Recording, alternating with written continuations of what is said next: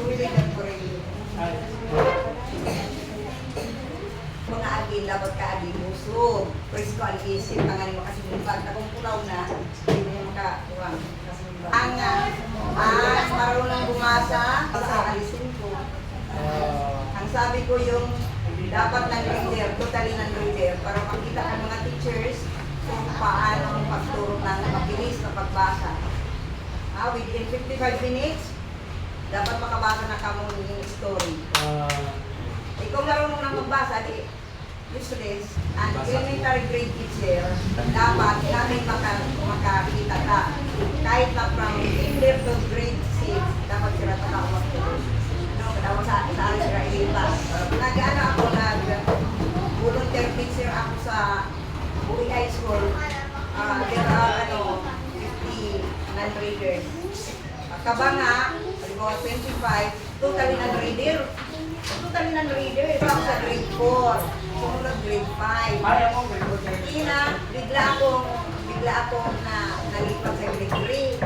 Doon ko naisip mag-invento ng career. Just imagine, grade 3 na, nag-agi na nagmarong ko sa kinder. Kasi ang marong ko, aman approve technical defense.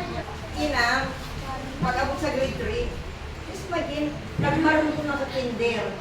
Ang marong ko, sounds and alphabet. Nagmarong ko na sa grade 1. Nagmarong ko na sa grade 4. How come na pag-abot sa grade 3? Puro non-readers. Kaya ako grade 5. Nagpupa ako nagsubli ako marong ko sa manual na sa grade 1. Ay makita ko, teach one sound a day for mastery. Ang M, ituturo ko sa isang laro daw. Ang S, isang laro. Eh kung tutor ka, pag tutor ka na bagaan ang style, lugi ang gura. Kasi imagine sa akong tutorial, ang 100 per 30 minutes. So, tapos maturo ko sa ng M, kinaugman na naman S, kinasama-sama.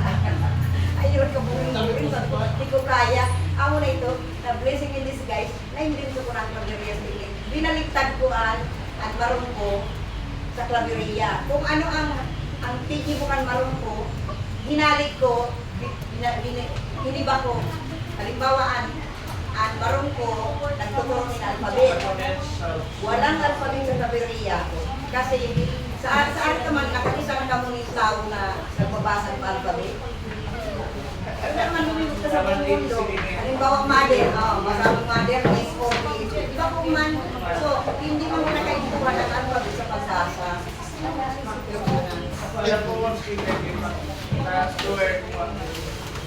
Tawa pa? Hindi ako natuturo ng alphabet. Ituturo ang alphabet pag marunong na sila magbasa. Kasi ang alphabet, pinakaipuhan sila sa spelling, sa pagdikta, and sa alphabetization. Pero sa pagbasa, di ba pinakaipuhan? Structured sa siya, pero hindi man pa-alphabet ang pagbasa. Hindi na pa sound, ang pagbasa ay pagsanti at papantig, subdivision, halimbawa, palaka, yan. Hindi man, hindi man P-A-N-T-A-O, di ba?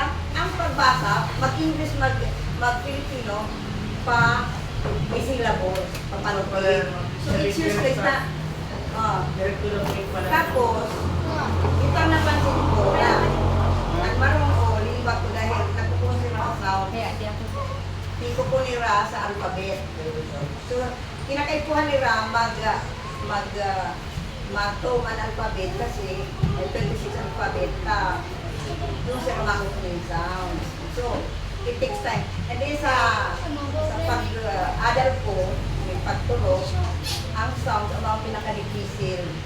Kaya yan ang dahilan kung bakit maraming non-readers ang nakarating sa high school, sa higher grade. Kasi sa grade 1 pa sila, nag-difícil sila na sila. Yes, maging pirang oras ang bubulong mo dyan sa sounds. Tapos matumbay pa ng alphabet, matumbay pa ng mga vowels, inibuko, pagkatapos masigil, saka na pag kinarabay-abay mo, hindi ka na magbasa ng story. Diba? Pero kung patulog ka pa, walang uyang kumapalak. Walang uyang baga, magpalak. Kaya napapapalik ko sila ninyo mga aging.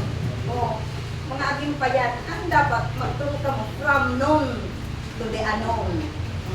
Sa kilala mo, pag hindi kilala, magiging sila ng mga atin. Alphabet, hindi nila kilala.